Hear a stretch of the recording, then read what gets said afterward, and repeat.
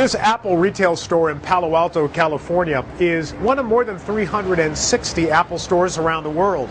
The Apple store is, of course, one of the most profitable stores in America. The average store attracts some 20,000 visitors every week.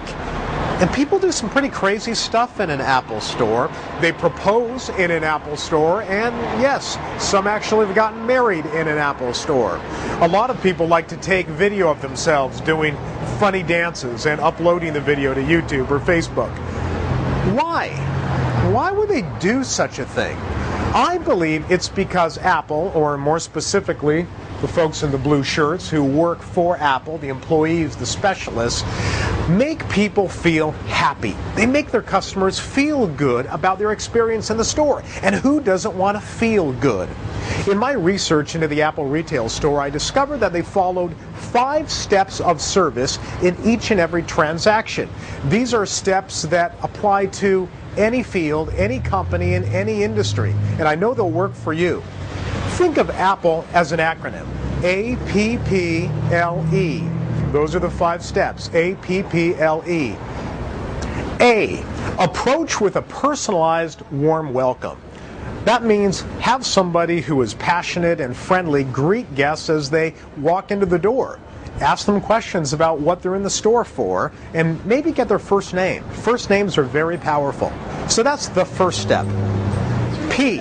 Probe politely to understand a customer's needs.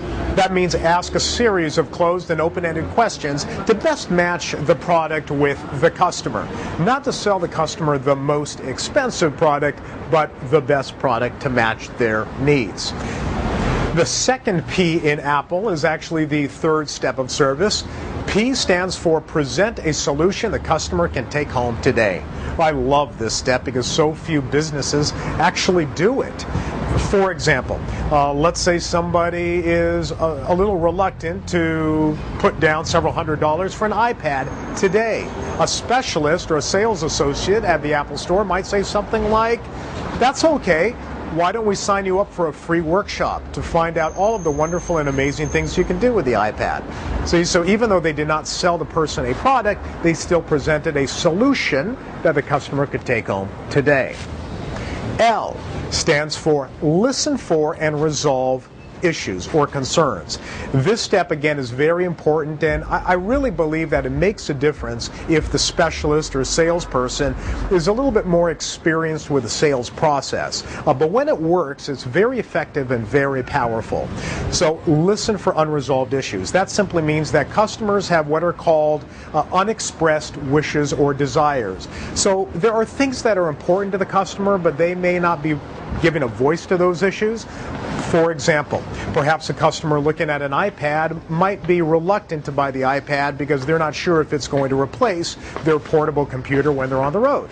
So a skills specialist will be listening for this conversation and suggest accessories like wireless keyboards that might turn the iPad into a truly ultra-portable computer. But you're not going to get to that point unless you probe, you've asked questions, and you're listening for the responses. Listen for and resolve issues or concerns. And finally, E. End with a fond farewell and an invitation to return.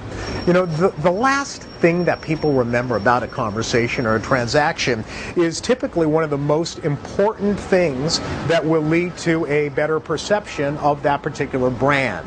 Now, that last part, end with a fond farewell, but an invitation to return, is really where loyalty gets built. For example, a specialist might say something like, "We know you're going to enjoy your new Mac.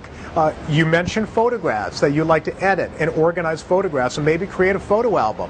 You know, that upcoming trip to Disneyland would be a great time for you to create a photo album. When you do, would you bring it back and show it to me? I'd love to see it, and maybe I can give you some tips along the way." So what I've just done is I've acknowledged that relationship that we've built, but I've invited you to return to the store.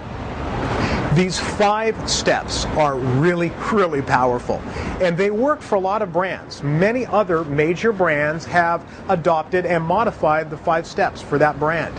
They're very effective, they're very persuasive, great communications, and you have to train your staff to go through each and every one of the 5 steps in every transaction, in every conversation. I know they're going to work for you because they make people feel acknowledged as soon as they enter a store or do business with you. They make people feel appreciated and enthusiastic and, above all, happy. Make people feel happy. They will reward you with their loyalty. That's the Apple way.